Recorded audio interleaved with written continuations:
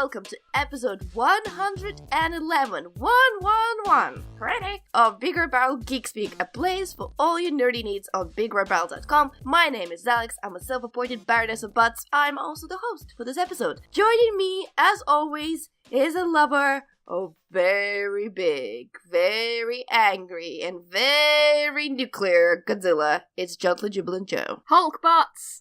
Hello. Hulk butts. Hulk Hi. butts. Hi. Someone did ask me about the Hulk butt on Twitter, and I ignored it straight away because I've not seen Thor Ragnarok yet. Oh, well, it will all become clear later. I'm sure it will. I'm looking forward to it. And we're also joined by something copybar related, because I'm still on my morning cup of coffee, but his beautiful dulcet tones are with us again. It's Dangerously Darling Diarmuid. Hello there. Oh. Hello there. I feel like you need to do that again, Di. You had a little crackle in that then. Hello there. Okay, that's nice. fine. That it might be just early morning. It's like... I'm a bit raggedy right now. Hello. What's wrong with sexy rugged Diarmuid? True. This is true. Yeah. I like a rugged sound. And it begins. Okay, guys, we're going to start with the time waster of the week that comes courtesy to me. And it's actually a podcast. It's called Our Fake History, and it is done and recorded and researched and presented by Sebastian Major. I'm actually a really big fan of history, and I really like history. I really like reading about it. I really like listening about it. I'm not going to call myself history nut because there's a lot of gaps in my knowledge, and unfortunately, especially lately, I don't have as much time as I want to dedicate to reading about stuff I want to, and other airspace I have is taken over by books and podcasts. But one problem with the history that I think a lot of people have, and that's why people are like, we don't really want to know, history is boring, is because in a lot of ways it's presented very dryly. A lot of books are very textbook-like, and a lot of podcasts and shows, they invite all literally whatever historical Academics. Thank Boring academics. Thank you. Yes, those guys. And it's not really exciting. So that's why I've really enjoyed Our Fake History podcast, because it comes with a premise. It basically discusses whether the myths and legends of our world have any kind of substance and truth to them. And Sebastian Major does a very thorough research of the subject. He is a very good narrator. The way he talks, it feels almost as if he's in the room just sitting and having a conversation to you and like talking about a really interesting story he's discovered the other day, pretty much. So they're super accessible, some really interesting topics. I've covered a topic of whether Atlantis was real or not, which is a free series, a podcast that he has, which was super, super, super well done. And yeah, I can't recommend it enough. He also has a Patreon page as well, so the podcast, at first I listened to it and I was like, guys, we on Geek Speak here are slacking because that is a top-level produced podcast. And then it was like, all right, he is a teacher and he's supported by Patreon. That makes sense. He's got time, I guess, and resources to do it. Yay. But yeah, as I said, it's a really good one. So if you want to support him on Patreon, you can go on his website and there is a link to that as well. And that's pretty much it. Nice. The time waster of the week. Our Fake History podcast is my recommendation. Can we get like our fake news podcast and corner that market for other stuff Ooh, now? I don't know. I think someone will claim that they've created fake news first. I wonder who. That sounds interesting, actually. I might have to give that a download. And of course, I threw my phone to the other side of the room, so I can't edit. I'll remember to do it later. Sorry, I made you throw your phone away, so my bad. Okay, so news. First, we're going to start with a little update to the news that we covered last week, which was shutting down of Visceral. Boo! I know, it's still very sad. I'm still very upset. Bummed about that. So, actually, I think it came out yesterday or like early tonight, so 27th as we were recording. But Jason Schreier of Kotaku fame wrote a very meaty article on the history of Visceral, and he spoke apparently to some inside sources and talked about the closure and the reasons for closing. I don't really want to go through the article because it's just going to be me summarizing what he said, with not really doing it as much justice as he did with his writing. It's also redonkulously long. Like, it's the proper long read. Exactly. But like it's brilliantly done, like really well researched. Like Jason Schreier is one of the few proper investigative journalists in gaming. So, like, when he goes into a story like this, he gets you all the details. Like, just a little fact that the entire project, the Star Wars project that Visceral were working on, was codenamed Ragtag. Oh, right. Even that name just gives me the idea of what the game was going to be about. I don't know. It's just another little stab of regret. I know, when you think about that, the potential, all that lost potential, just, it burns. Yep. But for me, like, the most upsetting thing about this is because I love Dead Space so much. Like, I adore Dead Space. It's one of my favourite games ever. And this pretty much kills any chance of a new Dead Space or a Dead Space remaster for next-gen machines. You know, so that's kind of like, but Dead Space, what's going to happen to Dead Space? Type thing, you know? I mean, I know the third one wasn't amazing, but I would have loved to have seen a new one at some point, but I think that's almost certainly never going to happen. Yeah. I just wanted to point out one of the couple of things about the article that I found not really interesting, but kind of backing up my opinions, which is why I'm bringing it up, because I was like, yes, I thought so, and probably proved to be right. She talks about it several times where the executives, you know, they looked at Ragtag and they were like, where's Chewbacca? Where are the Jedi? And the Ragtag was supposed to be something about kind of a team of scoundrels, Han Solo-like, just going around the universe and doing that. So it's a different take on it. And it was apparently, like, Amy Hennig wrote a brilliant game. You know, whatever their opinion on Amy Hennig's leadership was at the time, there's not even a question of that the story that she wrote was absolutely awesome. Like, every single one of them said that. And yeah, it's just proof that, you know, you put a big corporation in charge. Well, it didn't really need to be proved. It's a little bit obvious, isn't it? I know, but, you know, it gives me kind of a satisfaction to know that EA get a proof once again that the EA executives are the monsters they are. Anyway. You monsters! It again kind of gives me a bit more respect for people like Sony and Nintendo who do allow studios to go out and make single-player focused narrative games, and they do well. Like, this year you had Horizon, you've Super Mario Odyssey, you've Uncharted, you've Link to Legend of Zelda. You know, those games that are reviewing some of the highest all year, they're probably going to be in loads of Game of the Year lists and topping a lot of them. So it's just one of those cases where I think it's just disappointing, especially when you had such talent behind the game, that this happened. But that's the industry we're in.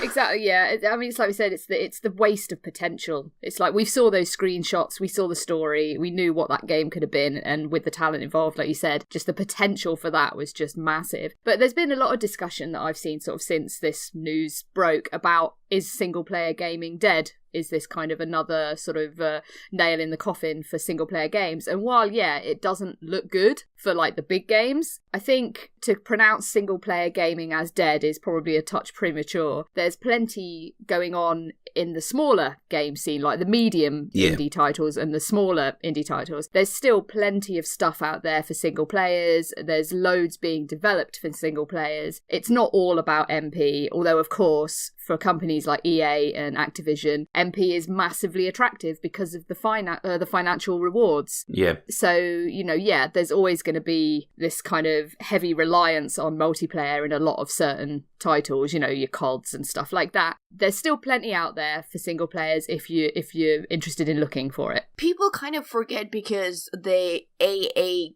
culture, or whatever you want to call it, is so prevalent and dominates kind of the news, that there is a whole different scene behind it of smaller games, of indie games, of games like Hellblade. I was just going to say, look at Hellblade. That's a great example. It doesn't have to be this way. I honestly think EA is coming at the wrong, you know, from completely the wrong angle, and I kind of understand costs a lot to make a single player game, and sometimes when you only play the game once, is that worth it?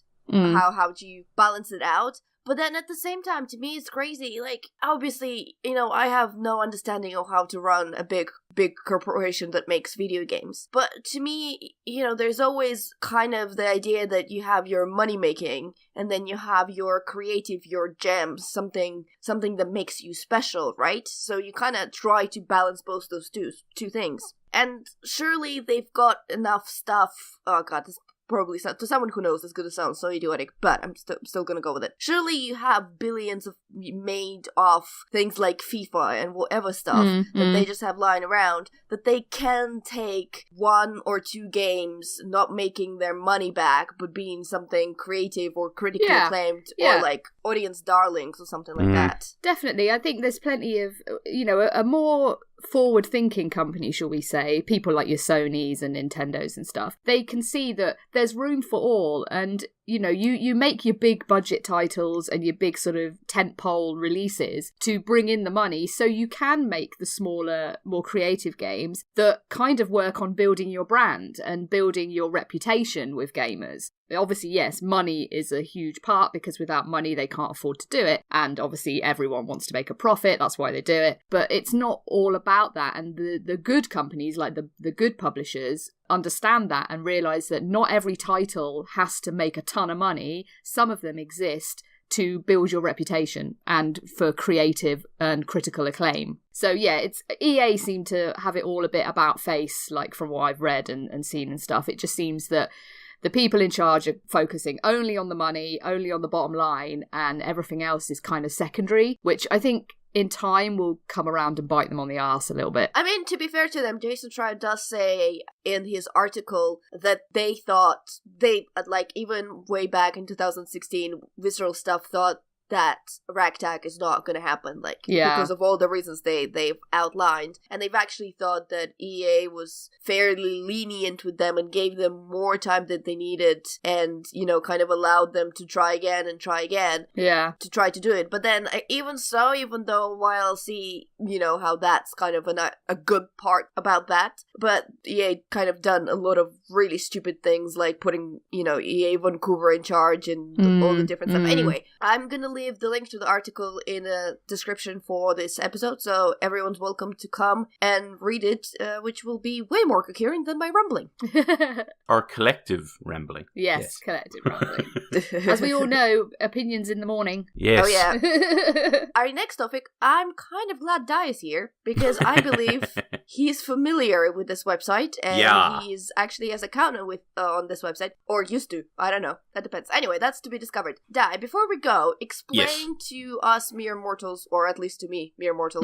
Me too. What is NeoGaf about, and what kind of made it special? Yeah, that's kind of the thing. It's like I came in very late, like going in the last few years. It's a online discussion board, based almost exclusively around video games. But what kind of made it special was the community. And that community obviously included video game fans like ourselves. But it also had a collection of developers, journalists, all those kind of like industry people. A lot of them had accounts on NeoGaf, and it was one of those places where the community really did run that site, in terms of that's what made it popular. Almost all of the news stories that we would be discussing if we were talking about video games, or even other stuff, because they had an off-topic section as well, a lot of those might have broken or been first reported on NeoGaf. Like the amount of times I saw a thread on NeoGaf get posted, and then a few minutes later I'd go on to Kotaku, Polygon, and there'd be a story relating and using the thread as the source. You know what I mean? It was one of the best sources of information and just opinions on video games. And that's why I used it more than anything. It was just a great aggregate. Rather than going to multiple different places, there was a thread on almost any news story that was of any interest in terms of video games. And that's kind of why I went there. And I think it's why a lot of people went there, and it's why it kind of started, or like it kind of built up to that, and then more and more people joined, so it was huge. Like developers referenced it in interviews, things like that, so you knew how big it was. And I think that's why it was as popular as it was, and that's probably why the news that we're about to discuss was so huge. A gigantic shift in terms of the entire site. Yeah, so what's going on with it? So, right. One of the owner of the site, his name is Tyler Malka. He goes by Evilor on the actual on the website. He was accused, and apparently there's been a kind of a history of this, but because like I don't know how often you discuss the owner of a discussion board, like on the discussion board, it just never really kind of popped up. But he was basically there was allegations made against him for sexual misconduct. by an ex-partner of his. Based on that, and based on the reaction that happened on NeoGaf, so basically people... Obviously, this is a pretty big story, so people wanted to discuss it. So they'd start up topics on NeoGaf to try and discuss what's going on, what's going to be the response of this, blah blah blah. And straight away, it was all that discussion was shut down. Like threads were locked, people were banned, all that kind of stuff. And it took quite some time before the site officially responded to this. And in that time, public opinion just completely turned against him, as was right, because he just didn't say anything and kind of completely ignored it. And anytime anyone wanted to discuss it, just banned people. So what happened was there was kind of like a user revolt. People like posted inflammatory comments on purpose to get banned, just to get away from the site and kind of quit out of it, and just get away as soon as possible. The site, that happened, I think, like on a Wednesday or Thursday. On the Friday, this was a week or so back, on the Friday, the site was shut down, as in, like, it wasn't contactable. And then over the weekend, it was still not contactable. People were talking about it on various other sites. And then, I think it was the Monday, the site came back up again, and there was an official post by Tyler, basically explaining himself, denying the allegations, and talking about changes that were going to go ahead with NeoGaf. So the site is still up now, but pretty much the thing that built it, the community, as I discussed, have completely gone.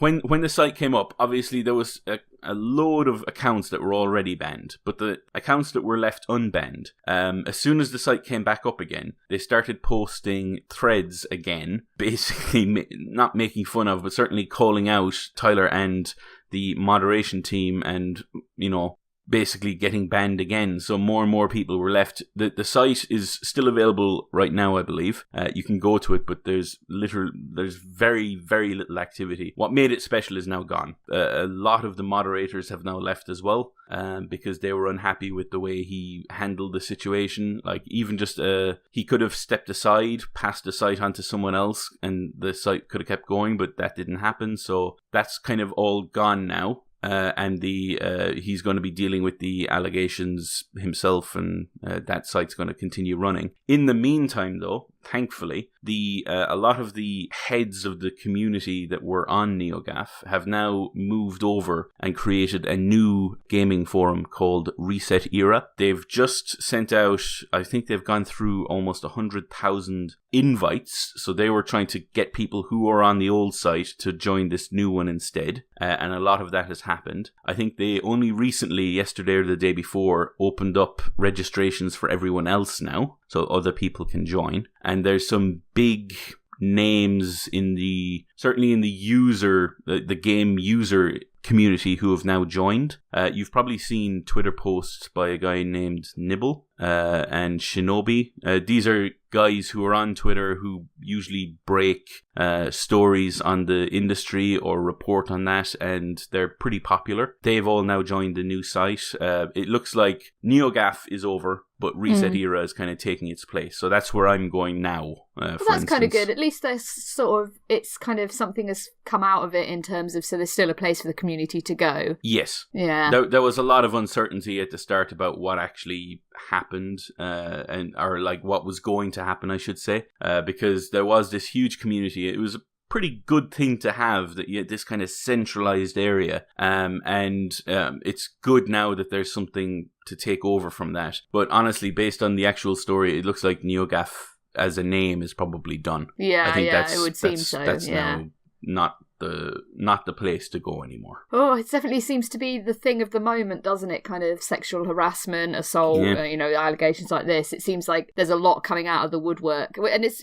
quite right. That's about time. It's like that's exactly what should be happening. People should not be afraid to step forward on this, and kind of. It seems like now is the time. Like, I saw that the actor Corey Feldman, he's crowdfunding to sort of make a film, kind of lifting the lid on paedophilia within the Hollywood industry that's kind of rife, apparently. So it does seem that right now everyone's kind of, because of obviously the Weinstein story, everyone's sort of getting the courage to call out these things, and hopefully this will mean things will change and hope things will improve a little bit for a lot of people in the industry. So this is good. I mean, I've never been a NeoGaf visitor. I'm not on Reddit either or anything like that. It's not my thing, but I'm definitely glad that out of it there's still a place for the community, for sure. Agreed. Definitely. It's really good. I mean, like, just as an example, because we were talking about him previously, Jason Schreier was on NeoGaf. Like, he posted in multiple threads. It's almost like Twitter. It's weird to have a place where you can discuss things with not famous people, but you know what I mean, like people of relative influence in the industry. It was just weird to have that kind of there, because you also had people from various studios that posted there, and it was just a really good resource to have as a fan of video games and news in general in that kind of vein. And I'm glad now that there is a place for that same audience to go. That's good to have. It's a little bit sad to see NeoGaf gone, because that name has a bit of a history, but yeah, it's gone now. So I think if you were a fan of the site before, I think Reset Era is the place to go now. Yeah, sounds like it. 2 questions. Yes. Number 1, and I'm sure I'm stealing that from someone, but I can't remember who. Do you think it's Reset Era or Resetra? It's Reset Era. I think it's one of those things they call puns, and it can be read in multiple ways. I do think Reset Era kind of holds with the whole purpose of the site. It is kind of this whole reset on this community to try and... if you go to NeoGaf itself and then go to Reset Era, it is basically like the same site. It's used the same sort of template and everything. The posts that they put up there, they're all very, very similar in terms of what they're covering and how they post them. Like, one of the big things on NeoGaf that I hadn't really seen in other places was they used to have official threads or OTs. So if a new game was coming out, there'd be an official thread for that game where most of the discussion on that particular game was in that particular thread. It meant that the entire site didn't just get cluttered by one particular topic, and it made it easier to navigate. Reset Era is doing the exact same thing. However, I also see, it could be Resetera, like etc. as well. There's multiple ways to read it. I think personally, Reset Era kind of holds with the purpose of the site, so that's why I kind of go with that. But unless someone tells me I'm wrong, then I'll keep using that one for now. Okay, cool. And the second question, so have you joined the ranks of Reset Era or Resetera or whatever you want to call it? No, not yet. However, even when I was on NeoGaf, it was pretty much almost exclusively as a lurker. Like, I didn't really participate in the discussions because they were being held by people with far more intelligence than me mostly. But it was one of those. It was one of those cases where I used it mostly as a resource. Like, I didn't really necessarily participate myself. It was just really good to have that area that you could go to and get all of the information that you wanted on something. So that's kind of where I went. Now, obviously, I have a site to do that. I'll, submit an account as soon as I can, see if it gets approved, and hopefully... Because it's not one of those places where you can sign up and you immediately get an account. It goes through an approval process. So there's all that kind of thing to go on. But at the same time, it's one of those cases where I will, just so I can, put some information in when I have it. But at the moment, it's mostly... I'm just glad that there is that resource still. Okay, so there you go. That's our news on NeoGaf. Well, that's not our news. That's just news. Something that Di is very excited about, I think. Well, that's the thing. I wasn't really excited about. This is why this news story is important to me, at least. I wasn't really excited about it beforehand. So I don't know if you guys are aware of Shazam. Say it properly. Shazam! Shazam! Shazam! I expect it said like that every time. Fair enough. I'll try and stay away from it then. Okay, so Shazam has a really weird history in DC. Originally, he was called Captain Marvel, and as a DC comic, that's probably not the best idea to call one of your heroes.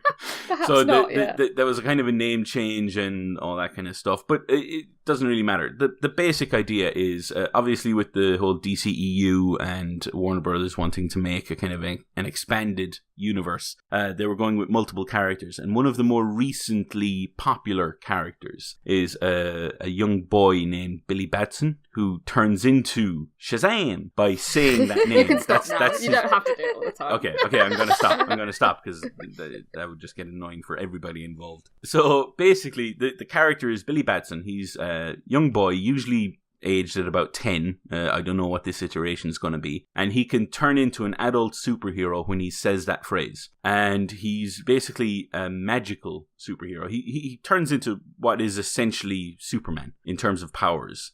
He's as strong as Hercules. His name actually comes from the various people that he's derives powers from. So Solomon, he gets knowledge from. Hercules, strength. Atlas, I don't know what the hell he gets from Atlas. He's probably good at reading maps. Probably very good at reading maps, yes. Zeus, lightning. Achilles, speed. A really good warrior. And, of course. Mercury would be speed. So he gets all of these powers, and that makes up Shazam. That makes sense. So that just gives you an idea. So you can tell the appeal already. Like, he's one of the things that superheroes kind of give you is someone you can relate to. And when the hero is actually a 10-year-old boy, it makes kind of, it easy for people to fall into, okay. I wonder if they'll age him up a little bit. Potentially. They might make him a bit like early high school age, maybe. Just because then they can have a little bit of a love interest or something, and it just makes it a bit more approachable, perhaps, for a lot of audiences. They could turn this into DC's Spider-Man, basically. Yeah, that's what I'm thinking. And that would be a kind of a good idea. But when all of these films were initially announced and Shazam's logo was put up on this forward schedule of movies that they had announced, one of the first pieces of news to drop was that The Rock was going to be involved, right? Mm-hmm. And that's huge. Like, obviously, a massive name. The thing is, at the time, when The Rock was announced, he was actually announced as Black Adam, who is the kind of the anti-hero or the villain for Shazam. So people were like, wait, so who's going to play Shazam then, the actual hero? As I said, obviously Billy is a young boy, so that'll be probably a child actor of whatever side. But then when he says the name, he transforms into an adult superhero. And this week, the news dropped that Zachary Levi of Chuck fame, he was also in the Thor Dark World as one of Thor's buddies. I can't remember his name now. He's been in multiple things like Heroes Reborn and multiple different projects. But I really like him. He's a really good, charismatic actor. I can't wait to see him and The Rock on screen together. And that's what I was talking about earlier. I wasn't really interested in the movie beforehand. But now that he's been announced, there's this sort of... I'm building this picture of what this movie is going to be in my head now, and I'm getting more excited by it. The director, a guy named David Sandberg, he did Annabelle Creation. Which was actually alright. That was alright, Annabelle Creation. It was pretty decent. It's a horror film, so I haven't seen it. It was pretty decent. I quite liked and it. He also did Lights Out, again, another film I haven't seen, but he is meant to be relatively accomplished, but this is the first time he's tackling proper blockbuster movie. I think if the script's good, I think he could do a decent job with this, definitely. I can't imagine this being like a massive barnstormer of a superhero movie, but as a slightly more alternative superhero movie, it could be quite cool. Yeah, I think this is going to have to be a kind of an origin story as well, because I just don't think enough people know Shazam, which is good and bad, obviously. It might be a bit templated and a bit old hat for a lot of people, but I'm it's still... it's an interesting one, isn't it? Like, you can imagine they've got a lot of problems with this. Like, it's very much of its time. Even just the title, I'm not sure. They'll stick with the title possibly, but it's... I don't know, or a lot of people are just going to be like, that sounds stupid. I'm not going to go see that. Potentially. It depends on how, not only what they do in terms of the tone, but also how they market it. If they market it at the normal audience, which is like us, basically, the nerds, and or try and do it as wide as possible, then it might be in a bit of trouble. But if they kind of play into the fact that this is a young boy who has the ability to turn himself into an adult superhero. Yeah. So he has all these massive powers, but he's still, underneath all that, a young boy, and how that plays into it, then maybe this could be quite interesting.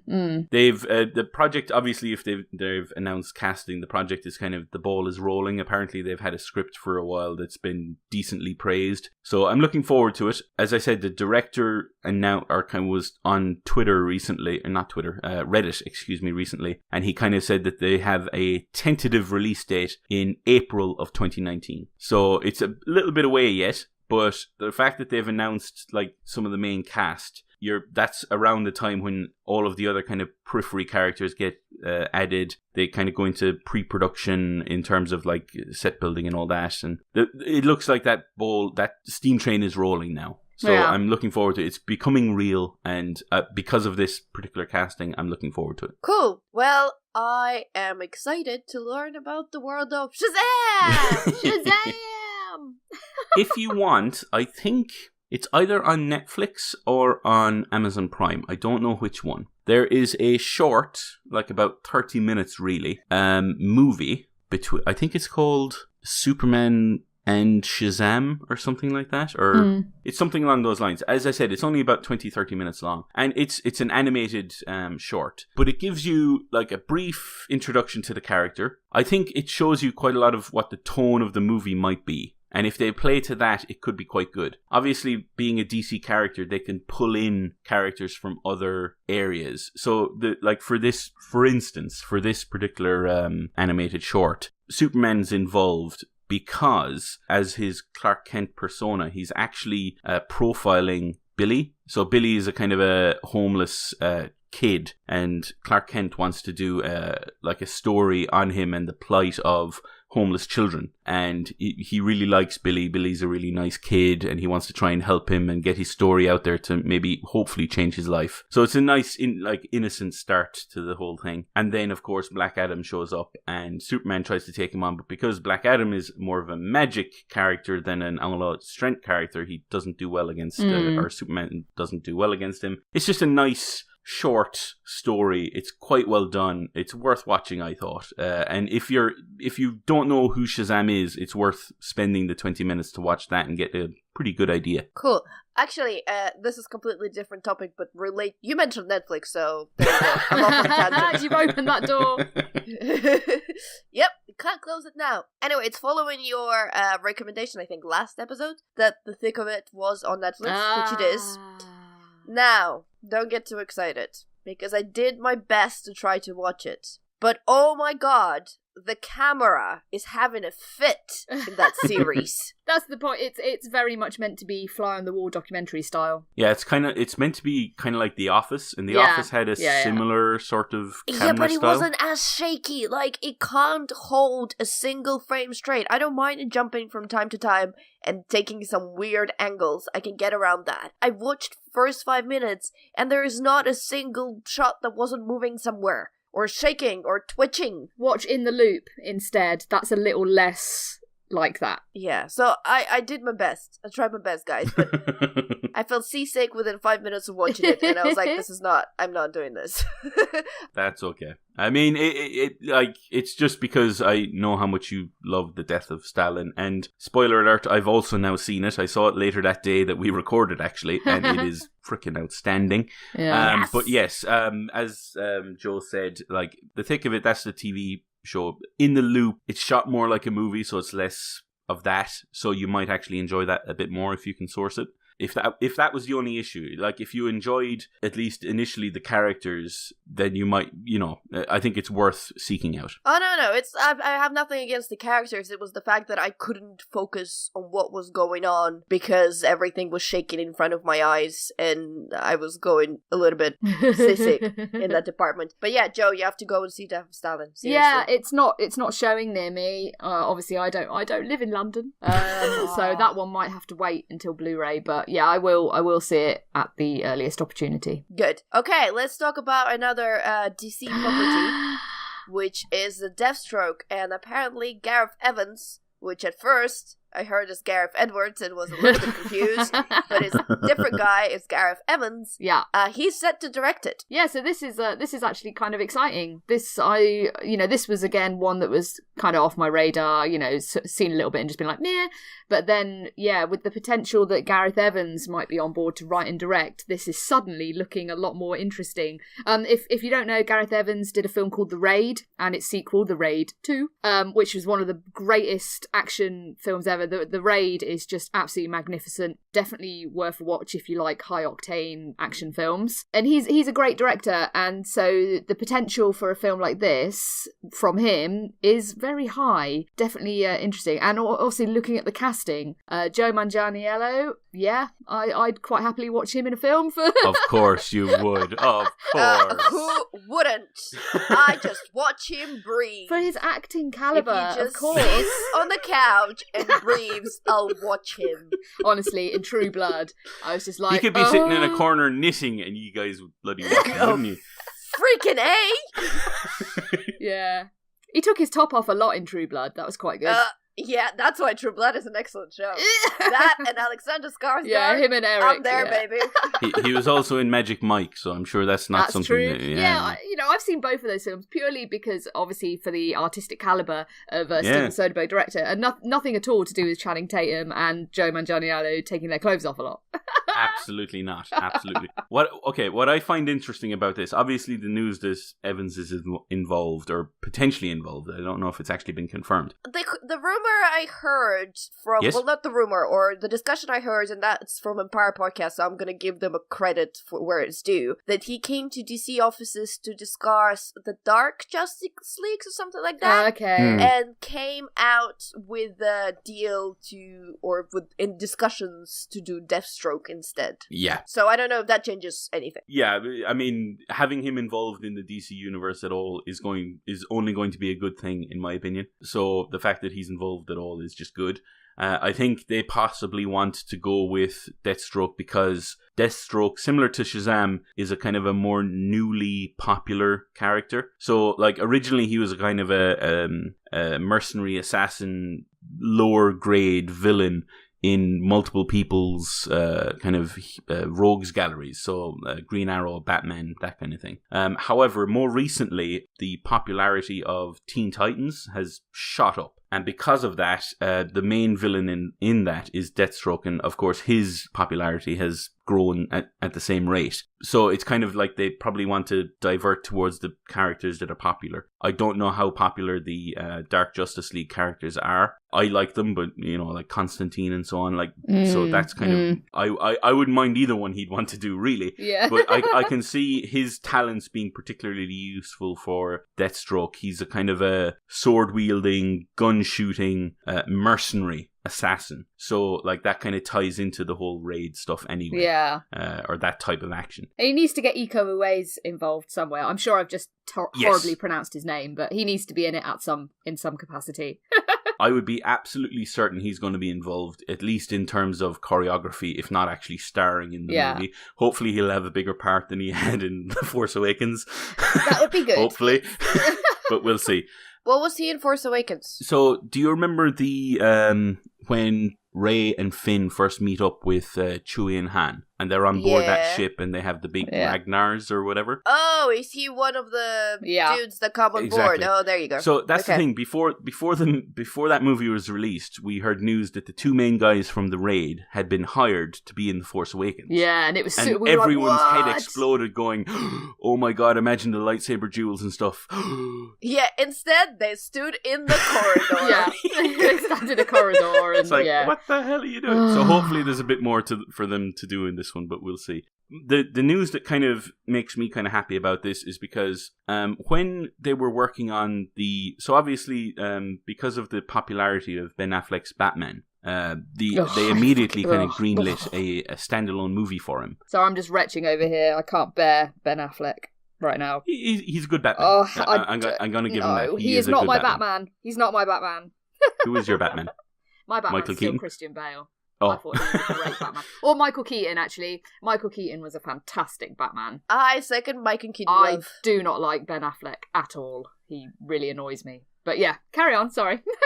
You might not enjoy this next part, but anyway, so at the time, they were Ben Affleck and Chris Terrio, something like that.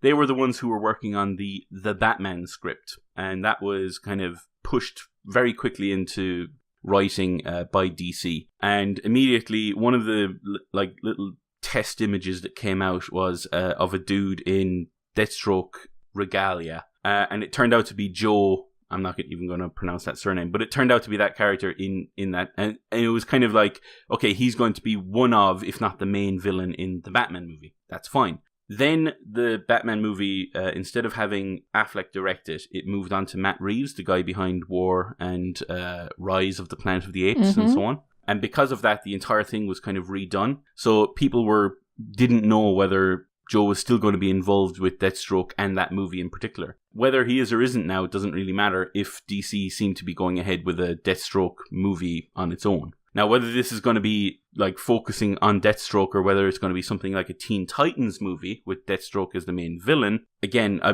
there's so many different possibilities that my head is kind of exploding in hype.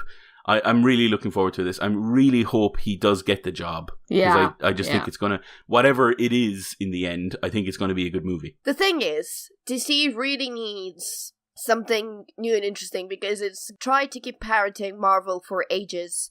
And then when it did something interesting, it was with Wonder Woman. And, you know, I'm way more excited about Wonder Woman 2 than I'm about upcoming Justice League, even though it does have Wonder Woman in it. The more I see of Justice League, the more terrible I think it looks.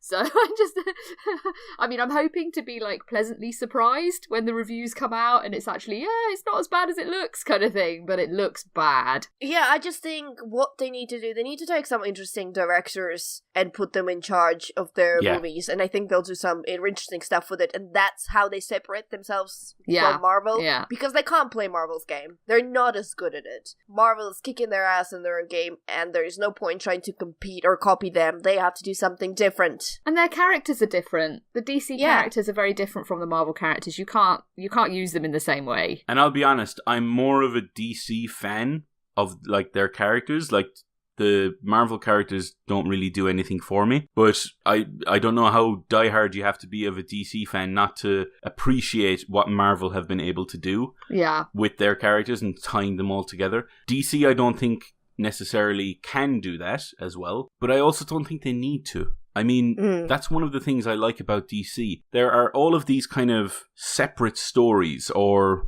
at least not shared universe stories. They might involve the same characters, but they're almost like different universes. So, for instance, the Batman, the Dark Knight Returns, where Batman's older and has to come out of retirement. That doesn't really fit in with the more cartoony Batman of...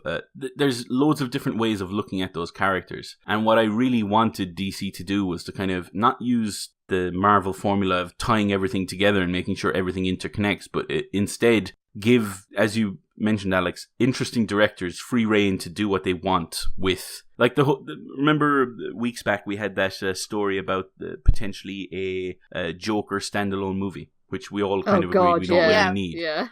At the same time, I would be interested to see what someone like completely different would do with that. As in, what would someone like Aronofsky do with that? Oh my God, can you imagine?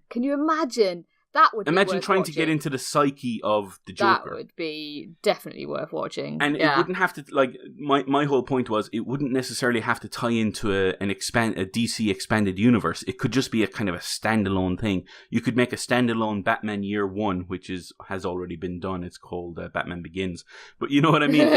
You could make these little standalone things that mean you don't necessarily have to sign up actors for these massive long contracts and so on. And you could kind of have a different Batman hired every few years to do completely differently toned and kind of targeted movies. You could do, like, I remember there was this rumor ages ago about a Batman, basically a horror movie starring Batman set in Arkham Asylum. I mean, that would be just good. That idea, it's that kind of thing that I would get excited about. This whole shared universe thing doesn't really do it for me, but we'll have to see what DC do. I think you're right, they're not on the right track right now. Hopefully they change things, but we'll see. Look, here's the thing. I be over the moon about, exactly what you just said. Someone taking superhero characters and just turning them on their head and doing some really greedy, interesting story and combining those two concepts together to see how it works. However, devil's advocate here, I think Batman Horror Story or Batman in Asylum or Joker directed by Darren Aronofsky will not make as much money as just Justice League with all its fighting and special effects and so on. And I think that's one of the reasons why they're not doing it. Yeah, I think similar to what we were talking about with EA, though. You could still make these mainline projects like Justice League, like, the big money makers, and then use that money to make the smaller projects, the Dark Justice Leagues, the in this case the Deathstroke. You could still kind of do that if you managed it right. But as we've seen, without a kind of a person like Kevin Feige in charge at DC and Warner Brothers, it's very difficult to have that overall vision of here's the big universe and here's these little side stories. Yeah. And we just don't have that yet. Absolutely. Okay, guys, but we really got to move on. Yeah, because sure.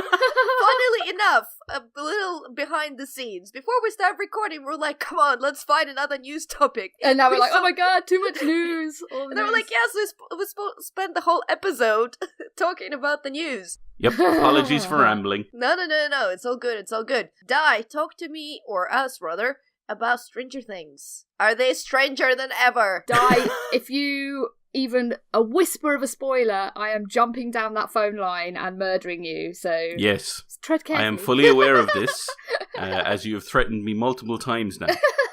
But I am fully aware of this. Do you know what? I'm sorry, sidetrack, but I'm just so tempted to see a little tiny Joe with her little tiny fist just going and dying, going with her tiny fist. Shut up with your spoilers. That image is now stuck in my head. Okay. You're welcome. In your nightmares. So, I'm going to keep this short because not only do I not want to spoil anything for Joe and have myself killed by tiny fists. Painful death by 1,000 of tiny fists. Death by 1,000 fists. I don't want to spoil it for anyone else either. And I don't really think I need to say much about this. If you are a fan of Stranger Things already, just know that Stranger Things 2 is just as well written, just as well acted, takes the story in some, what I believe were certainly unpredictable places for me, but good places. And it's just another quality 9-episode season that doesn't have very much filler at all. It's all kind of tied in and it all just kind of goes through. I mainlined it yesterday. I was off work yesterday. I mainlined all of it. I didn't stop. Like, anytime Netflix said, are you still watching? I was like, don't judge me. Yes, I am. Boom. There we go. Yeah, you're lying there covered in crisps. Exactly. It was just brilliant. Oh, yay. The only kind of good point I'm going to make about this, because I think it should be sold to everybody already.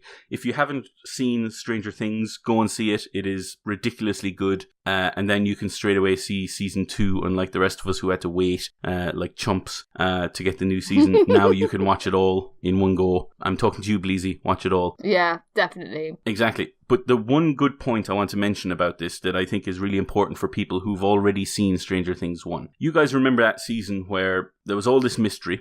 What's going on? Where's Will? Yeah. That's the whole point of that first season. And it takes it at a pace by maybe the last 3 or 4 episodes. That's when it starts to escalate. And that's where it starts to kind of ramp up towards a finale. What I loved about season 2 was there was no skepticism. You know what I mean? People had already lived through this really outlandish kind of story. This stranger thing.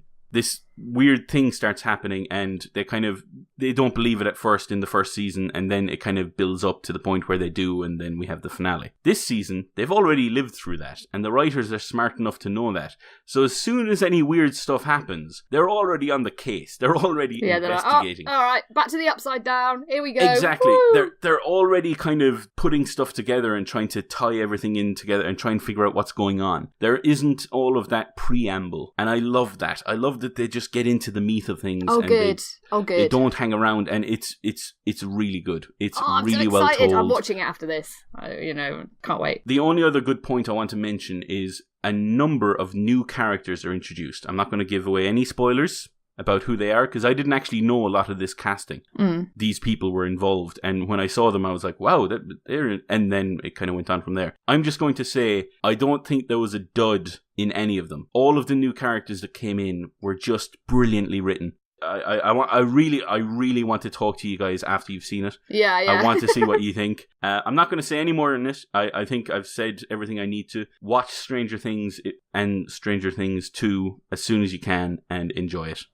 It is outstanding. Oh, I'm so glad that the new series is good. I've been looking forward to it for a long time. So yes, that's the plan for this weekend, is to main it, watch the whole thing. Good job. Cool. So, moving on to Netflix, I've watched something as well that's not really entirely new, but I wanted to watch for a very long time for different reasons. But before I go on to Crimson Peak, which is actually what I'm going to talk about. Oh, yeah. Public service announcement, everyone. Klaxon. The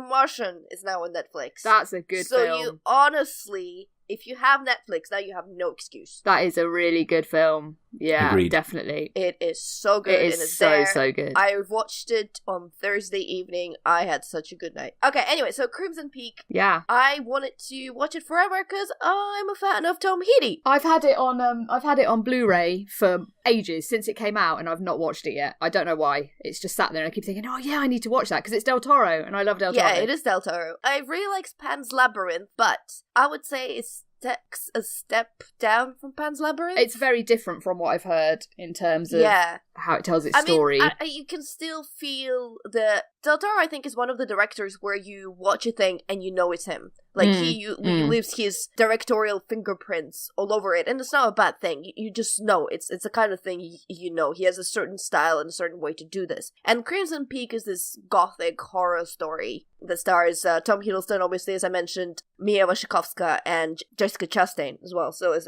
three main characters. There's a lot of things about it that are very typical. It's a typical ghost story. He's not trying to redefine anything with it or say anything different with it. You know, Mia Wasikowska is playing Edith Cushing, and she's this innocent character that gets visited by the ghosts, and everything in the story you learn through her eyes, and she's your main protagonist. She's very kind of blonde, wavy hair, long, beautiful blonde dresses, and so on, so on. So, like, the thing when you say gothic novel romance, what is in your head is what Mia Wasikowska is, basically. The plot of the story is, and I'm not going to spoil it anyway, so if you've seen kind of the trailers, you'll know this, but Edith Cushing is a wannabe writer, an American writer, and wherever she is, I can't remember where she lives exactly, but she gets visited by Baronet Tom Sharp and his sister, Lucille Sharp, and she falls in love with Tom Sharp, and she travels with him back to the England, and there they live in this beautiful mansion that is called Crimson Peak. And throughout this whole thing, the ghosts come and they whisper things to Edith, and she has to figure out what they mean. I thought it was okay. Honestly, the plot is nothing revolutionary. The story is not anything fantastic, or when you kind of realize what happened in the end, it's not mind-blowing. It's not a plot twist that you didn't see coming. Especially, let me just say, in the post-Game of Thrones environment, it's not very interesting in that way. What I like about it is that while ghosts are definitely present and ghosts are definitely a theme, I think it's good that what this movie points out is that you take all the monsters, all the crazy, horrible monsters that we imagine, and how they're ugly, and how they come up and talk scarily, or, you know, covered in blood, or the skeletons,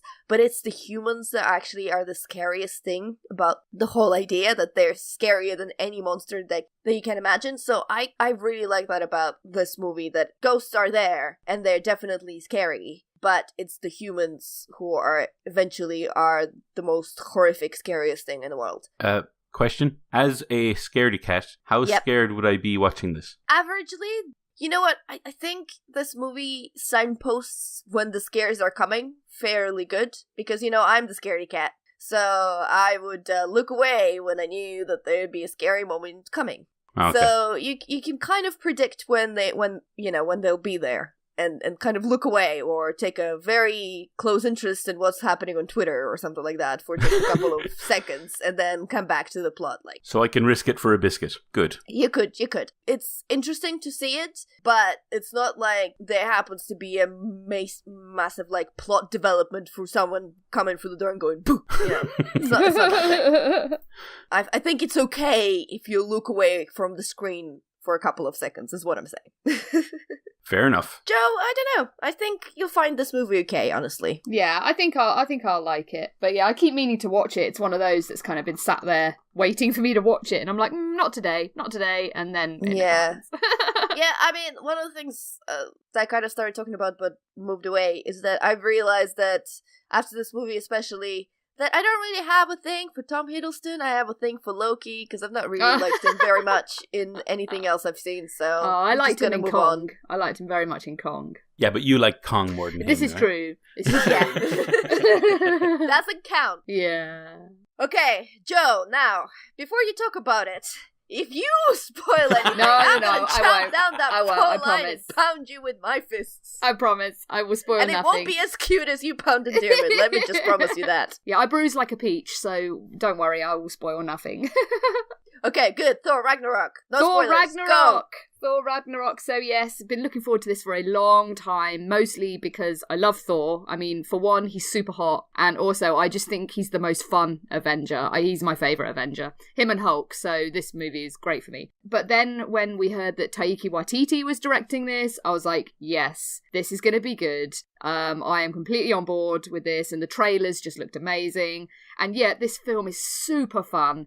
It's the most fun Marvel film so far, for me anyway. I enjoyed it the most out of all of them. If in terms of enjoyment factor, it's like up there with like Guardians of the Galaxy in how the film kind of is. Like, it's not taking itself seriously. It's loads of fun. It has Jeff Goldblum in it for a start. That's just brilliant. He's great in it. He's really fun and interesting and mental and very Jeff Goldblum-y. And it's a great movie for like a superhero movie. It's just super fun and it's just really great. The action scenes are cool. It looks beautiful. It's funny. Thor and Hulk and Loki and all the kind of the key Thor characters are all there and represented. And there's some really great new characters. So Tessa Thompson plays a character called Valkyrie, and she's basically another Asgardian. There's like a race of female Asgardian warriors called the Valkyrie, and she's just amazing. She's like a bit of a scene stealer, to be honest. She's one of the best things in the movie. And the villain is Cate Blanchett as Hela, the goddess of death. Is she hella awesome? I would say if there's a down point in the film, Hela is it. And I wouldn't say it's because of Cate Blanchett. It's more that compared to the other characters in the film, Hela feels a little bit one note, a little bit bland, but it's such a minor little thing compared to the rest of the film. And really, it's only because the rest of the film is so vibrant and colourful and fun that she seems a little bit dour and bland by comparison. Isn't that the normal thing with Marvel movies, though? The villains just that seems to never be their thing. get the time of day. Yeah, it's kind of annoying, but... I won't go into details, but she does have a bit of a story and the reason as to why she's doing what she's doing. And yeah, it makes sense and it works and it's fine, but she's kind of just a little bit... She's not very layered, right? But, you know, it's okay because you're there to watch Thor do things with his hammer and lightning, and it's all very exciting. Hammer, eh? Yes, Hey, yes. I always watch things. I like do it when he things gets his with the hammer out. I'll watch him swinging his hammer. Every day of the night. But there's some other characters that are in the... I'm not going to say anything about these characters because the joy is in their discovery in the film. They're just so much fun, and Taika Waititi has done a great job. He's brought that sort of humour and character that we expect from What We Do in the Shadows and Hunt for the Wilder People, and he's brought it to a big Marvel superhero movie. It's definitely, I think, my favourite Marvel movie so far. I don't think it will be everyone's favourite because it just appeals to my sense of humour. I think that's what I liked about it the most, and it's a little bit wacky and silly, and it's got a kind of 80s tinge to it. And the soundtrack is great. Like, they use Led Zeppelin's Immigrant Song in it. Like, it's not just in the trailers, it's in the movie as well, and it works really well. And yeah, it's just a cracking film. Like, if you're a fan of Thor and Marvel and you like your action superhero movies to be a bit fun and silly and not all dark and dour and serious, then this is for you. Okay, two questions / things. Yeah. Okay, your favorite Marvel movie better than Winter Soldier? Yeah. I enjoyed this more. Like, Winter Soldier is brilliant, right? But it's different. I enjoyed this more because I thought this was more fun. It just appeals more to me and to what I like from a superhero film. Okay, fair enough. I'm excited about this. Second one, and I'm not saying that this is necessarily my opinion, this is just for the sake of the argument. Yeah. But I think in a lot of minds, Thor is kind of like, in Asgard in general, it's a very kind of classical, actually very much Kevin Branagh style kind of movie, because it's I'm Thor and here thee have my pantaloons or something. Like, it's a serious thing, Kenneth right? Branagh did direct the first one. So, I know. and That's that what I'm kind of saying. made sense. So it's kind of like a more serious thing, and he's more serious, traditional. I don't want to say classical, because what the hell would that mean? But do you understand what kind of mean? That to them, he's very, very kind of... Yeah. So do you think, in your opinion, does it ruin him being funny? Should he be more serious because that's more akin to his character, so to speak? No, it's kind of... No, it works very well. If, like, Thor... in Avengers was obviously the character was a certain way and it worked really well in the Avengers, and they continue that on here. Like he still misunderstands things about humans and and whatnot, but you know he's in his realm in this film. It's Asgard and a planet Sakaar, which is where Jeff Goldblum's character is. It suits him. This film is obviously built around him. It's his movie, so there's less of the fish out of water stuff, but it's more. It's just. It works for me. I always liked Thor as a character because I like his kind of wide-eyed naivety of the world and kind of like, what is this? Beer! Another! Kind of, and I like that. And here, he's still that kind of lovable character, but, you know, a bit more kind of taking charge, and because he hasn't got the other Avengers to help him here, so he's taking charge and running the show. Yeah, no, I think it's great, and if you're a fan of the character, you'll like this. I would hope. We will know in just a few hours. Yeah, we will. I think you'll enjoy it, Di. I definitely think you'll enjoy it. I think you'll find it really funny. I can't wait, honestly, because I love when Chris Hemsworth is given comedy. Yeah. I mean, I don't think any of us here really overly enjoyed the more recent Ghostbusters remake. No. But probably the sole bright light in that movie for me was Chris Hemsworth. Yeah. I don't know. He was just... Kate McKinnon? She was fine, yes. She was good in that as well. But the thing that like made the most impact on me was Chris Hemsworth. When he does comedy, he does it incredibly well. And I'm really like, that's kind of what made me excited about this when I realized that Taika Waititi was involved, or he was doing it. Him with Thor, who is probably one of the funnier... I know everyone kind of goes on about Iron Man being funny. He is, but... Yeah, but he's funny in a different way. He's funny in kind of like a bit of a smarmy way, whereas Thor is funny in that kind of innocent way, which is really naive, quite appealing. Yeah. So that's kind of like, as soon as I found out that he was involved, it made so much sense. It made so much sense that he was involved. So I'm really looking forward to it. Yeah, I think you'll enjoy it, definitely. It's super fun. It's one of the most fun films I've seen at the cinema this year. And it's just great. It's just a really good time. Like, you know, don't take it seriously. Just go and enjoy what it is. It's a big silly superhero movie with a dude with a magic hammer. And oh, how magical it is. Yeah. Oh, yeah. And in this episode, Alex and Joe objectify all hot men in Hollywood. Sorry. We're just, leveling it out a little bit, leveling the playing field. Guys, I think that's all the topics we have for this episode that unexpectedly turned out to be quite long. Yeah. Thank you very much for listening to the episode 111 of BigRedBarel Geek Speak. Before we go, we have to say thank you as well to a couple people that spoke to us. So thank you to them twice. I don't know what I'm talking about. Seriously, this is why I should not be doing intros and outros, because I don't know what I'm talking about.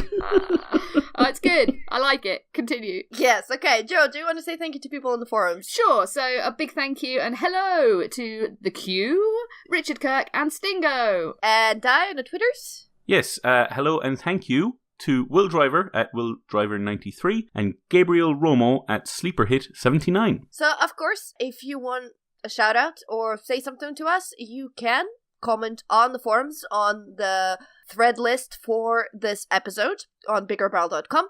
You can go on Facebook, facebook.com/BigRedBarel and leave a comment there. You can also join our Facebook Gamer Nights group and play some games with us. You can also talk to us on Twitter at BigRedBarel is the main account. Using hashtag GeekSpeak helps us to find your tweet. You can also speak to us directly. I'm at DustedTulip_. I'm at Pixel Ritual. I'm at Diarmuid_S. Our episodes also come out on YouTube, so Big Red Barrel TV if you search it on YouTube. If you don't like podcasting apps because sometimes they're crap, or if you just prefer to listen to your podcast via YouTube, we have your back. Also, we would love you forever if you left us iTunes review, whatever you think we deserve. We will absolutely take it. Couple of reminders, cookies and booze, still a thing. Probably, if you're listening to this, there has not been an episode on Sunday because I'm currently just lying under the pile of university work that I have to do, and Julia's away, so that gives me excuse to be lazy. Basically, that's what it is. But speaking of cookies and booze, Extra Life is still coming on the 4th of November. All the BigRedBarel team, well, not all of it, but a lot of us, definitely, we'll be doing Extra Life. Diarmuid very kindly did a really nice post on the main page of BigRedBarel outlining every member of BigRedBarel staff who are participating, their channels, their donation pages, and what they're playing.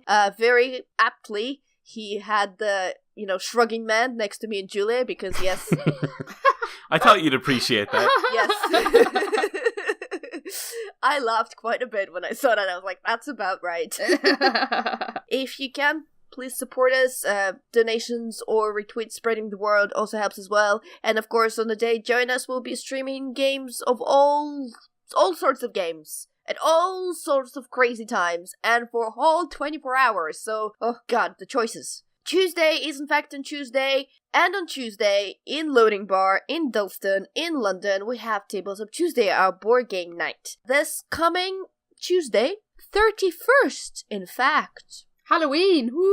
Ooh, we're gonna have a Halloween special. Yeah, so guys, if you don't know, we have a couple of specials throughout the year. They're mostly Halloween, and then the Christmas special, and then International Tabletop Day occasionally. And these are extra good nights to come to Tabletop Tuesday because we bring more games, there is more to win, there's more new things to play, and there's sometimes designers and developers coming along as well to the night, which is exactly what happens on the 31st as well. So we have a game called Goblins and Goblins, and the designer will be there on the night. We have the Whitehall, which is, if anyone knows the letters from Whitechapel, this is kind of a little spin-off on that. It's a slightly different one. And then, of course, we also have, because it's very, very Halloween-y, Arkham Horror, the card game as well. So, out of that, Goblins, you can play and win a copy. Whitehall Mystery, you can play and win a copy. And Arkham Horror, the card game, will be there new to play, so we'll only have one copy there. Anyway, so that's the next night. You should come. We'll also be bringing sweets, so... Sweets! Sweets? Yes, it's Halloween! You have to have sweets! Whee! And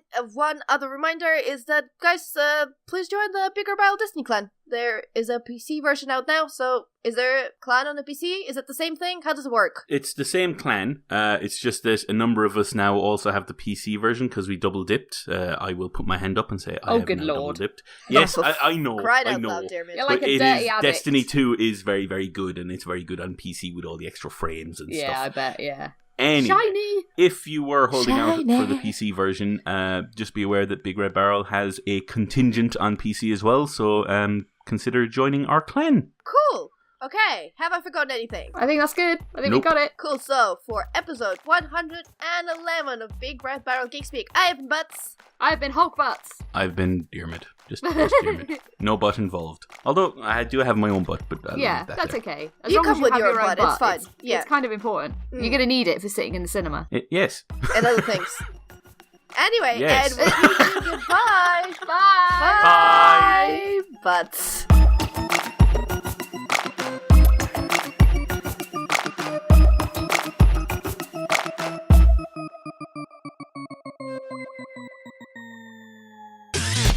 You and your ears are quite welcome. For the podcasting goodness that you just heard.